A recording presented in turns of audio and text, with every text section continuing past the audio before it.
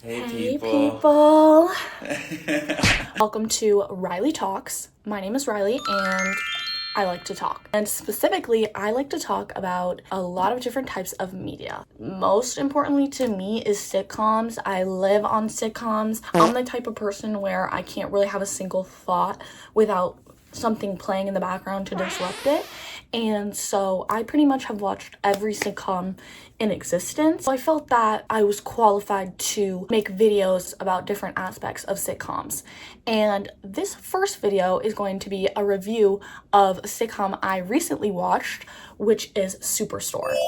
And I actually had never heard of Superstore until I was recently on winter break and I was at home. None of my friends were home and I was all by myself for 3 weeks, and I decided to watch the entire 6 seasons. And I actually ended up really liking the show, and I was kind of sad for it because the show has a lot of very die-hard fans, but it isn't really a well-known or well-recognized sitcom in comparison to some of the other classics out there. So I thought I would do my girl Superstore a little bit of justice and share some information about her with the world. And this is all very opinionated. I watched this really good YouTube video on Superstore that was a deep dive into the research of the different characters and what the show entails from a more research-based perspective. But this is going to be more of just my opinions on the show and the characters. And I have a lot to say about them. So a little bit of background on the show is the show's called Superstore, but the store is actually called Cloud9. So if I refer to Cloud9 at all, that's the store we're talking about here. It's kind of a spoof off of a Walmart type of large chain store. The show was first created in November 2015 by Justin Spritzer. This name kind of felt a little bit familiar to me when I started watching the show. So I had kind of looked him up and I realized that he actually created St. Denis Medical, which is a show that's currently airing, and I love that show. And I was really excited to see that he created Superstore because I was like, okay, like if I like St. Denis, I'm sure to like his other works. Like that just makes sense. It's also really interesting when you kind of think about the formula of the show and what the show is about, because both Superstore and St. Denis kind of focus on this idea of the everyday workplace. And what's interesting about both Superstore and St. Denis is that unlike, shows like The Office, a large part of the show is the fact that they have to interact with a very large variety of the different types of American public. If you have ever worked in any retail or customer-facing role ever, you know that the American public is a bunch of freaks, a bunch of weirdos, a bunch of sickos, and you kind of just have to go with the flow. Superstore had a lot of aspects of the show that I really, really loved. I would say first off, the main cast, I think, was a really, really well done collection of characters. The main cast consists of Dina, who is the assistant manager, Glenn, who is the manager, Amy, who is the store supervisor, and then there are the regular floor workers, which includes Garrett, Jonah, Cheyenne, and Mateo. These main characters are all very diverse and have a wide range of backgrounds and identities. And the show really does a good job of making that a natural part. It doesn't really focus too heavily on the fact that they're a diverse group or try to manufacture that. It feels very natural, and I really like that because if you have ever worked a minimum wage job, you know that there is a wide variety of different people from different backgrounds. And also later I'll bring up that's why I liked the ensemble cast as well, because it does kind of include the crazy people you also work with in a minimum wage job. And I was just talking to my roommates about this and how people at minimum wage jobs are genuinely such a crazy bunch. One of my roommates had a coworker whose mom was in witness protection program, and my other roommate had coworkers that were in a 20-year age gap lesbian romance. And I had my own fair share of crazy coworkers, and it's just like, it's good to see that representation because they're hilarious. That's kind of one of the best parts of the job, is working with people who are absolutely out of their mind and show up to work hammered, and you're like, all right, like, let's scoop some ice cream. And on this note of diversity from the perspective of identities and backgrounds, one of the first characters that I really started to like and wanted to know more about was Mateo. And Mateo is a gay Filipino character. And I really like him because these two identities are a big part of who he is. But he also is so confident and funny and intelligent beyond his characteristics. Can you make me look like her? Like a black woman? I'm not a witch. Note on this, however, is that I do like that they bring up a storyline pretty early on in the show about Mateo being undocumented. I was really not expecting this because I've watched a lot of sitcoms, and very rarely sitcoms will try to take a very clear political take. And this definitely was one, because later in the show, as his storyline develops, we eventually see him face dealing with immigration and ICE, and that's crazy for a show that came out in 2015, and it's even more relevant to today in America in 2026. I just loved him as a character, and I thought he was so relatable and a good person. And a lot of people thought that he was overly sassy or overly confident because he did kind of create issues and put himself first in a lot of ways. But honestly, I thought that was good representation to a sassy gay, because as a sassy gay myself, yeah, I am going to put myself first. And yes, I am going to be kind of a little bit to the public. I just think people who don't like his character just aren't ready to queen out.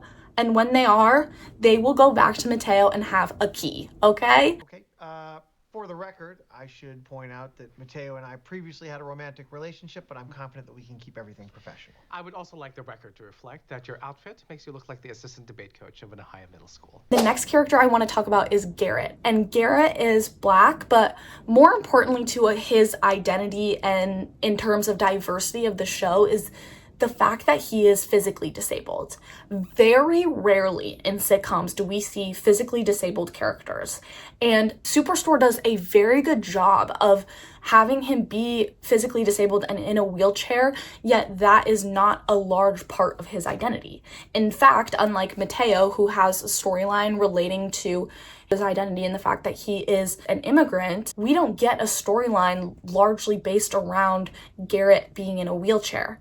And I think that this was such a good move by the writers of the show, because he is a complete person without focusing on that aspect of his identity. This is even seen how other characters interact with him. Other characters never make Garrett feel othered or that he can't do something as well or fully because of his disability. His disability was never made a plot point. Besides, I will say in 2 episodes in season 1, his being in a wheelchair was brought up as a part of a plot. However, both episodes really didn't delve into his disability in a serious way. The first episode was a second episode in the first season, and they do this because they talk about a photographer coming to Cloud9 to take photos of the store and interview Glenn. Garrett makes this statement about how he really doesn't want to be seen by the photographer because he knows he'll make the front cover as this double minority. And so the B plot of the episode is Garrett trying to escape being photographed. But it's seen in a very light, humorous way, and I think it really did a good job of opening the audience to the clear fact and acknowledging that Garrett does have a disability without making it a whole thing and making it the focus of the show. While these 2 characters are a really good example of a diverse main cast, pretty much every single main cast character has a unique, interesting background. For example, Amy is Honduran and Cheyenne is a teen mom who is Asian. We also, throughout the show, kind of see subtle neurodivergent representation through Dina. Now, to jump in and talk about Dina being autistic is something that I can only speculate about. As far as I'm aware, there's no clear indication from the writers that they are confirming that she's autistic. However, as I've done my due diligence in the Reddit forums, I know that people like me have clocked a lot of her traits as relating to traits that autistic women experience. She has this intense honesty and never tries to change her words to fit the feelings or ideals of society or of other people. Dennis, did I put you on go backs or did I tell you to stand around crying about your dead dog all day? Get in the game. We're understaffed. Hi. Oh, who buys these? Excuse me. Hi, I'm Jeff Sutton. I'm the district manager. Can I see some ID? Sure. Just a second. You photograph terribly, never model. She also has this immense amount of empathy, which is often seen in autistic women, and she is able to feel this deep connection to animals as seen by her obsession and one could even say special interest of birds, which I personally find kind of horrifying, but you know, she's into what she's into. She kind of does give bird lady vibes, I will say. She also follows a very strict adherence to rules, which is a great example of rules and routines and how a lot of autistic people rely on those to be able to function. We see this in a lot of examples of her kind of being the stickler of the show and being someone who wants everyone to follow the rules to a T. I'm a hunter. Some people like to hunt elk or deer. I hunt people. And your head is going on my wall. And in the beginning of the series, she's kind of viewed a little bit as an enemy or an annoyance because she's making everyone follow these ridiculous standards of the store. However, because Dina is such a lovable character, we begin to see Dina as this well-rounded character that just happens to have a strict mindset towards rules, but that doesn't mean that she's a stickler in every part of her life. She also is a very loving friend and extremely supportive and loyal. And I find her to be genuinely one of the most funny characters of the show. We do not negotiate with terrorists. Who's the terrorist in this scenario, Dina? That suit you're wearing. And it's also important to talk about when we think about autistic representation in TV shows, especially in sitcoms, it kind of starts to look like a Sheldon Cooper archetype, which is something I have a lot of personal qualms with, especially when his personality is copied and pasted onto female characters, because that's just really not an accurate representation of the spectrum of how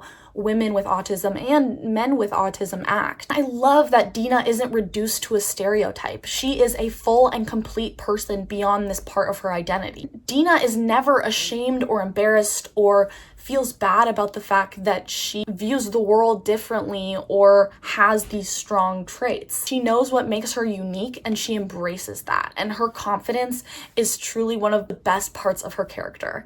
And I will say, I really relate to a lot of aspects about her character. And I think she was so well written and she's just my queen.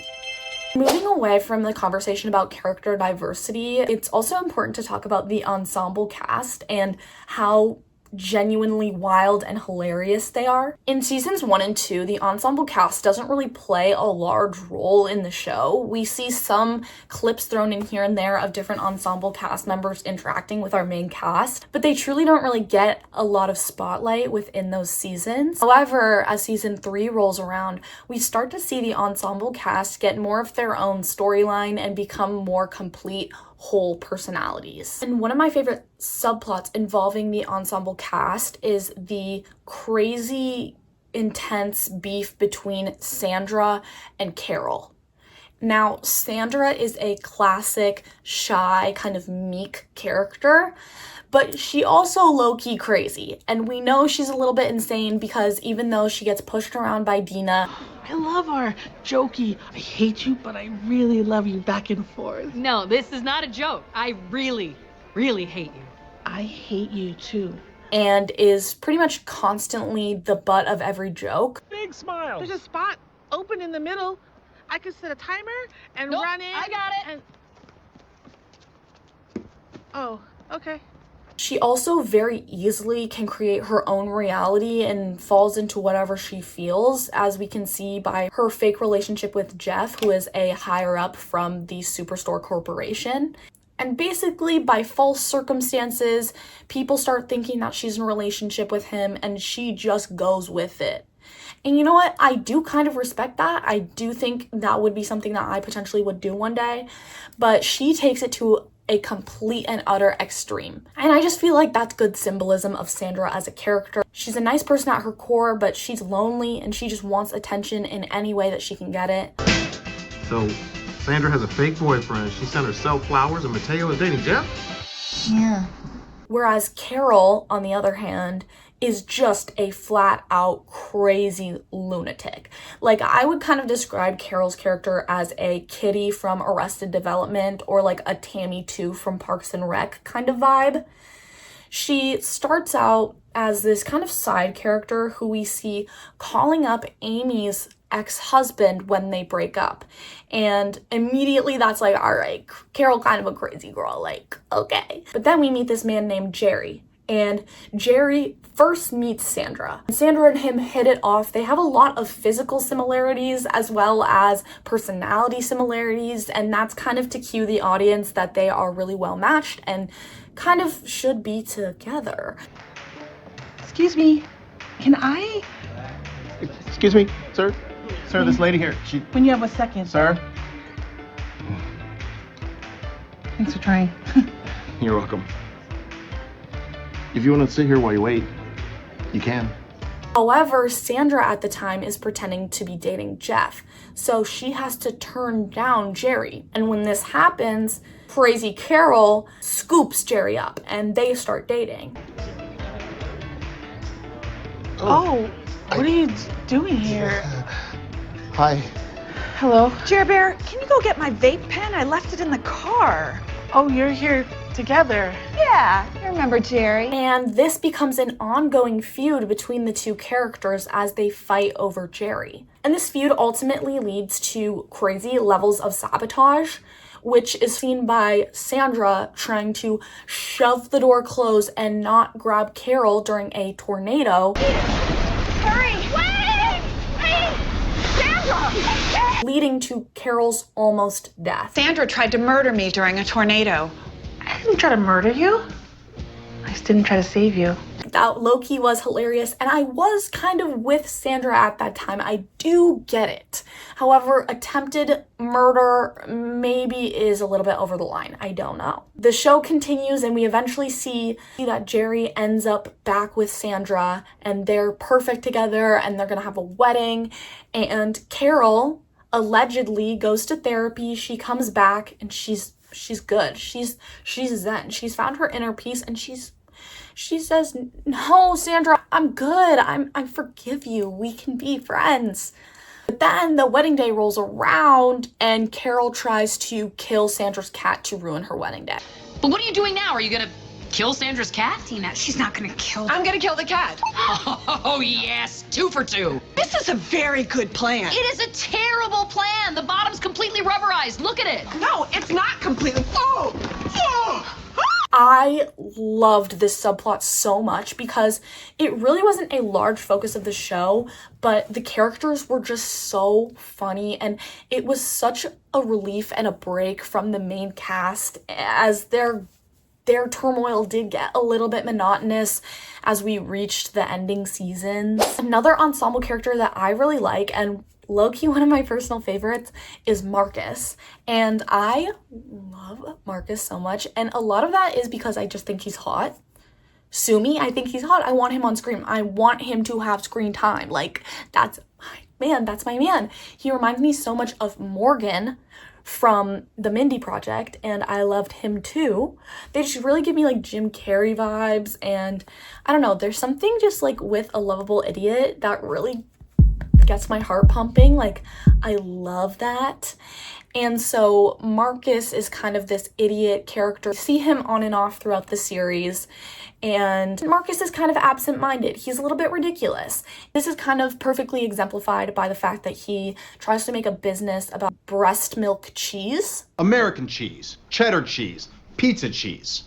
But what if I told you there's one more out there? Pepper Jack? No. Gouda? Swiss. Kraft singles. Goat, parm, blue, ricotta. I could name at least 10 more. Human cheese. Oh. Oh my God.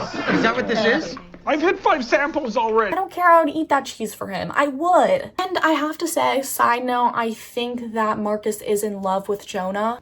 You and me? Yeah, just quickly to go over what to say. Right, yeah. We hang out, chopping it up, bro by bro. Then I go back in, get the guys back on board. We go celebrate for dinner. Right, great. Yeah, and then that's the end. Of the beginning of a great friendship. And I kind of ship it. But when talking about characters that I really like, I have to go back to the main cast because my true favorite character of the show is Cheyenne. I love Cheyenne. We first meet her and she is a teen mom. She's about to have her baby. She's in high school. She doesn't really know what's going on. But she is such a classic, off-putting, weird female character, and that is my ultimate favorite type of character in sitcoms. And that's perhaps because I relate to that character a little bit too much. But I just love seeing that representation, and Cheyenne's character is so well done because she's off-putting and she's a little bit weird, but she's also so lovable and she's so bubbly and charismatic. She truly just is a great, great character. What do we do if the tornado hits us? What do we do if the tornado hits us? I'm not sure. Maybe get blown away by it? No, you hide under a doorway. No, that's an earthquake. Actually, they say you're not supposed to do that anymore. Who cares what they say not to do for something that's not happening? They say that you should go towards the eye of the storm. Where's the eye of the storm, Amy?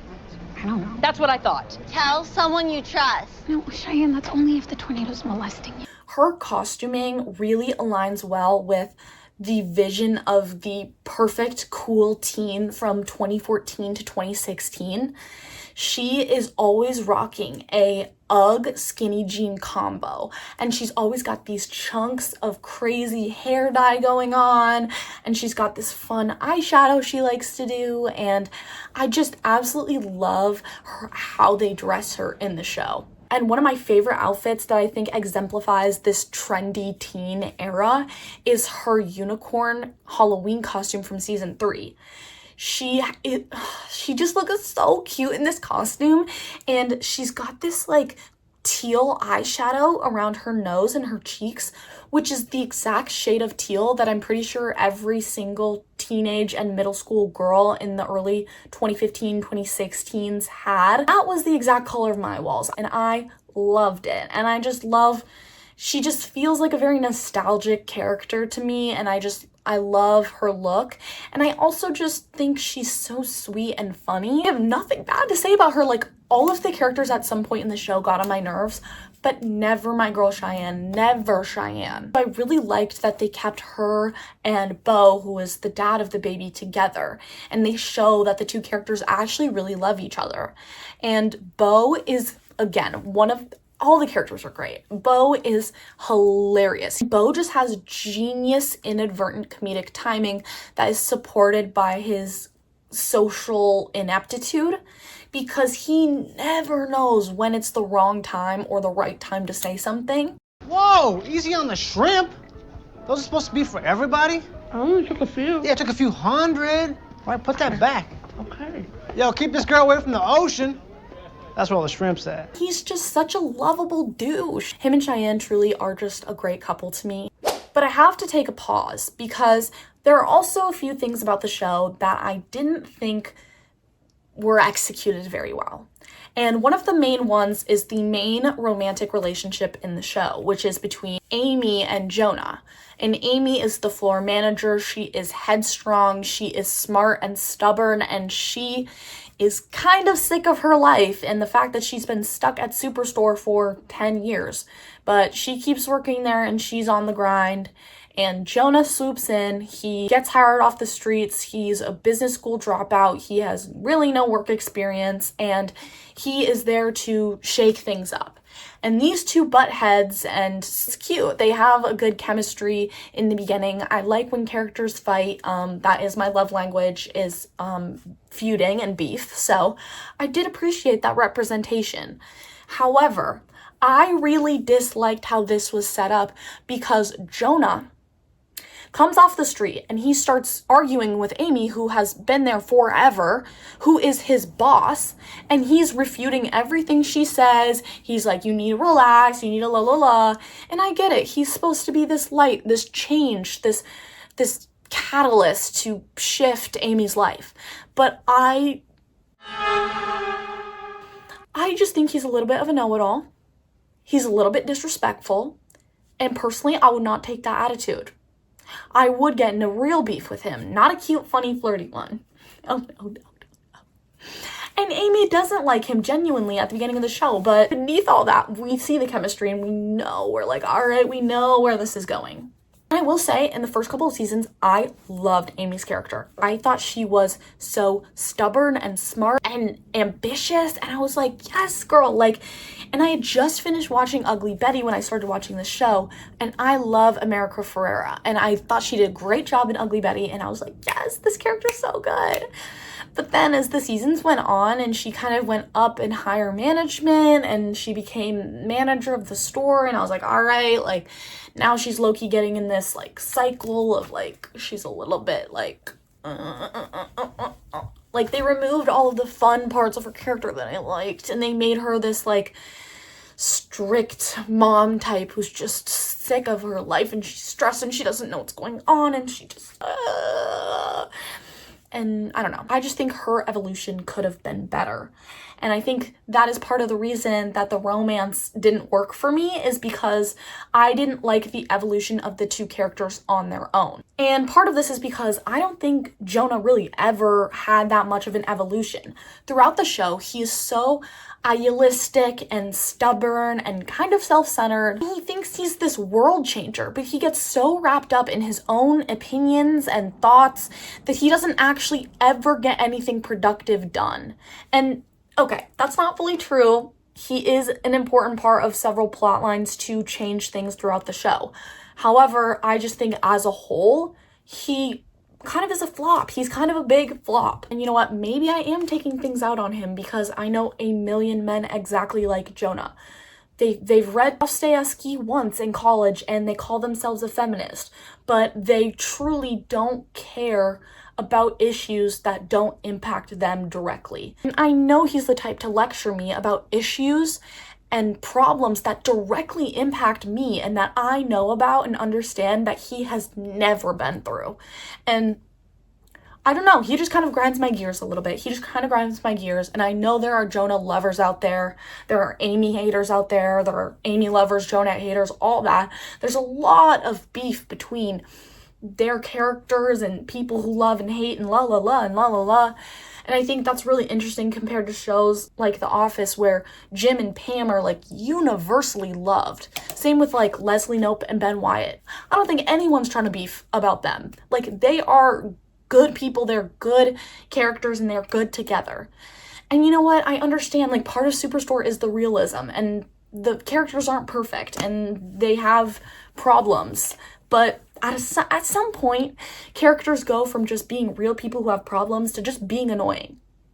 Sorry. And maybe I'm too harsh, but I just don't think their relationship lived up to what it could have been. I thought at the beginning, I thought they were going to be great together. I was so excited, but a lot of it became this weird, flat arguing and fighting, and I felt like it was so monotonous at that point. In the beginning, I really liked how they pushed each other to change and had so much chemistry and spark, and they liked to argue, and it was good. But then they kind of changed the plot, and Amy and Jonah, during this aforementioned tornado, they get together, they kiss because they think they're gonna die, and there's this attraction and whatever.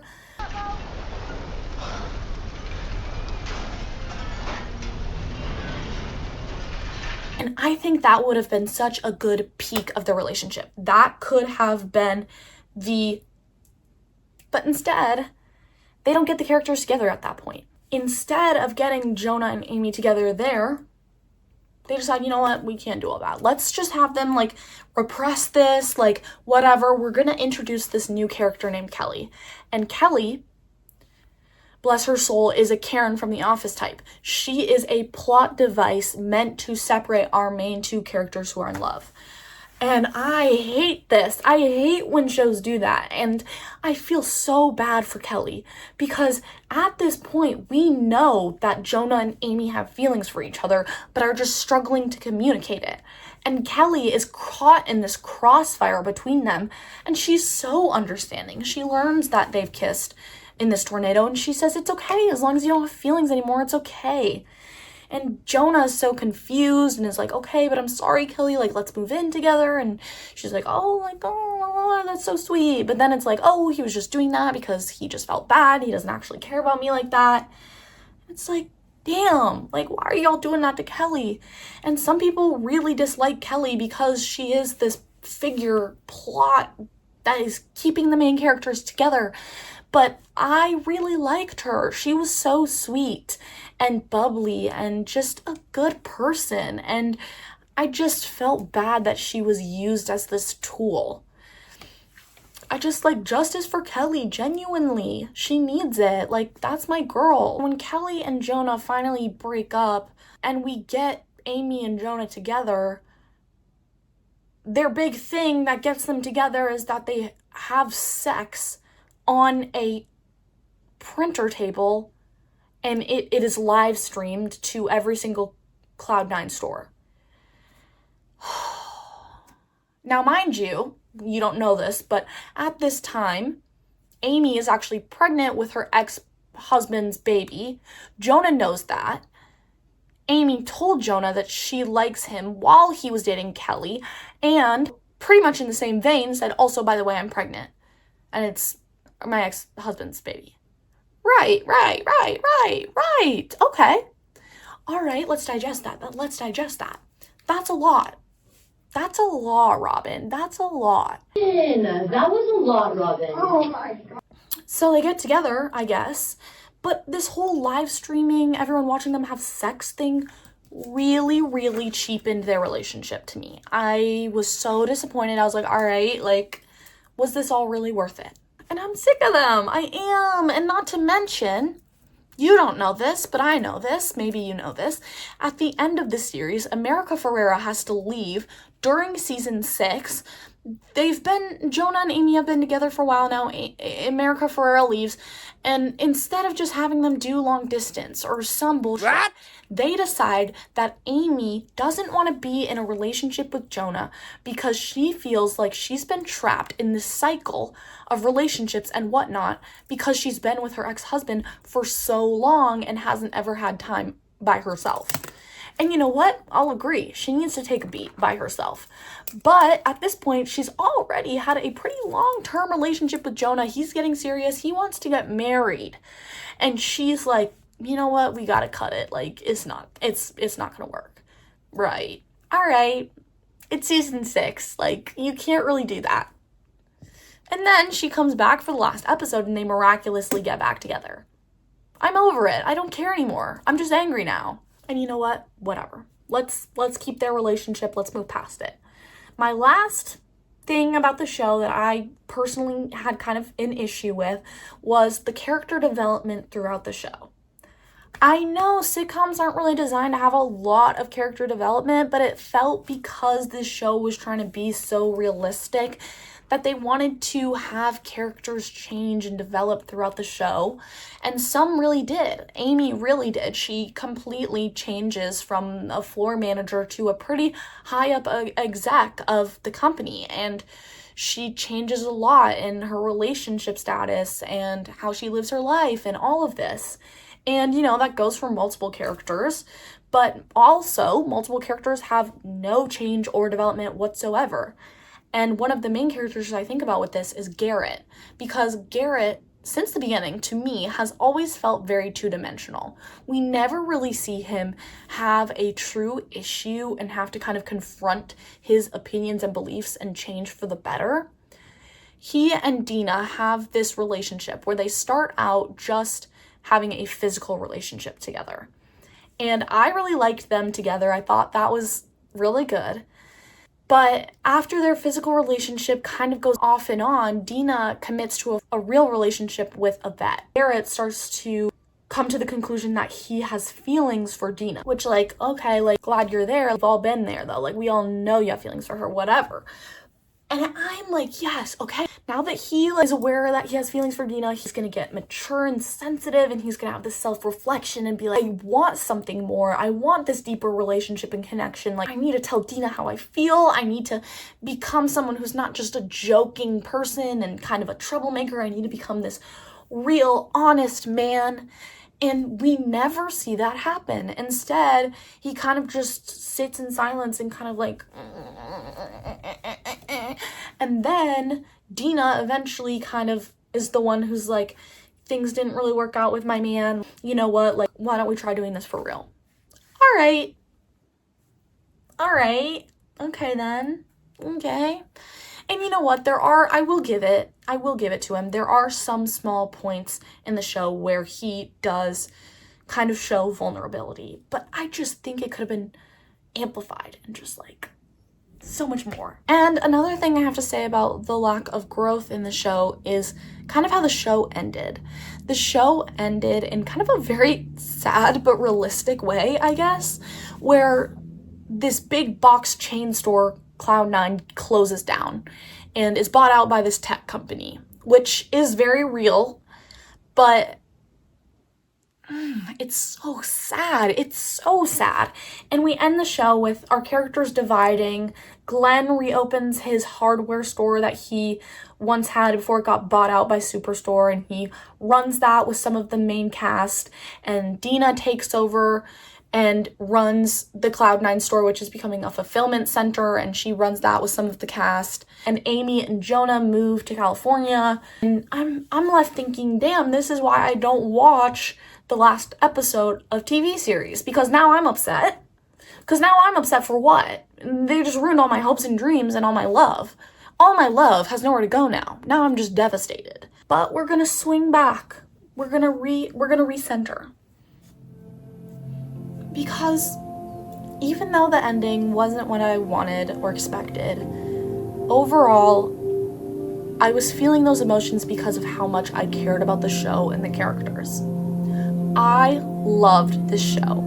I loved the cast. I loved the randomness of it. I loved how real it felt to the experience of a retail worker. And I think it is so criminally underrated, and I am so sad it took me so long to find the show. Go watch it if you haven't, and please like and subscribe if you want to see more content like this. I am currently watching Psych, and I'm on season 4. There's a lot of seasons to go, but I'm gonna get through it pretty quickly, and I've got a lot to say about that show as well. So, LMK, y'all!